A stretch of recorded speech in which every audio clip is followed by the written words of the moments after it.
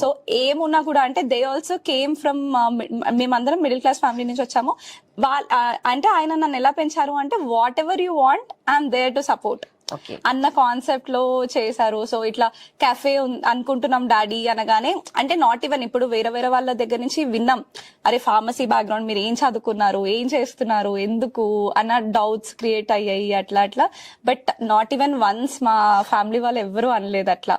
అంటే ఎట్లా అంటే సరే మీకేం చేయాలనుకుంటే చెయ్యండి, ప్రాబ్లం లేదు, వర్కౌట్ అవ్వకపోయినా పర్లేదు అన్న సపోర్ట్ వచ్చింది. ఇంకా అంత సపోర్ట్ వచ్చిన తర్వాత ఫైనాన్సెస్ అవన్నీ అట్లా చేసుకున్నాం. ఫైనాన్సెస్ అన్ని మేము ముగ్గురం కలిసి ఏదైతే మేము సేవ్ చేసుకున్నాం కంప్లీట్ మేమే పూలింగ్ చేసుకున్నాము.